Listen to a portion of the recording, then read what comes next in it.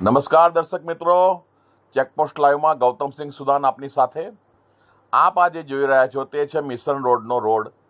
ઠીક છે, મિશન હોસ્પિટલની બહારની બાજુની આજુબાજુના વિસ્તારનો રોડ. ઠીક છે. હવે આ તમે જે જોઈ રહ્યા છો તેમાં તમને એવું દેખાશે કે થોડી પેલી કપચી ને બધું નીકળેલું છે ને એવું છે. માનનીય ભૂપેન્દ્રભાઈ પટેલ સાહેબ શ્રી આપ જે દિવસે 25 તારીખે નડિયાદ આવેલા ત્યારે અમોએ એના આગલા દિવસે અને 2-3 દિવસ દરમિયાન અમે નડિયાદની 2-3 મુશ્કેલીઓ બાબતે વિડીયો બનાવેલા, સમાચાર બનાવેલા.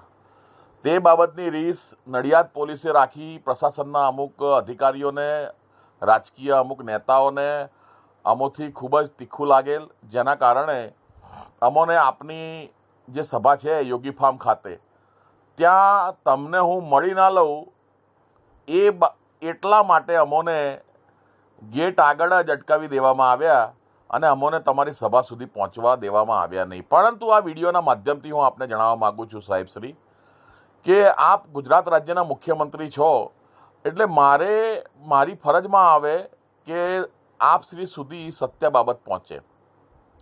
હવે શું સત્યને ઉજાગર કરવું ગુનો છે?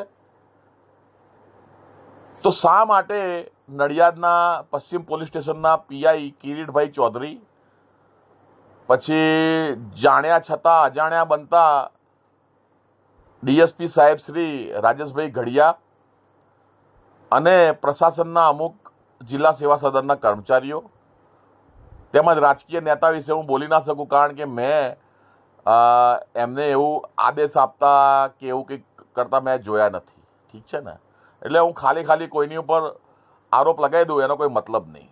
પરંતુ જે બાબત સત્ય છે તે મેં આપને કહી. આપને સુધી હું પહોંચી ના શકું એટલા માટે મને રોકીને મેં પેલા ભાઈઓને એવું કહ્યું, મેં કહું ભાઈ તમે આજે મને રોકશો, ગાંધીનગર જવાથી થોડી રોકી શકવાના છો. ભૂપેન્દ્રભાઈ પટેલ સાહેબને હું આરપીએડી મોકલીશ તો એ તમે થોડી રોકી શકવાના છો. તો તમે મેં કહું ખાલી હવામાં તલવાર ચલાવી એનો કોઈ મતલબ નથી.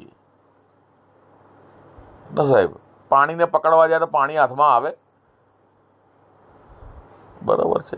આટલું નાની બાબત સમજતા નથી અમુક કર્મચારીઓ, અને ઉપરી અધિકારીના આદેશને માનીને પોતે પણ ગુનો કરે છે અને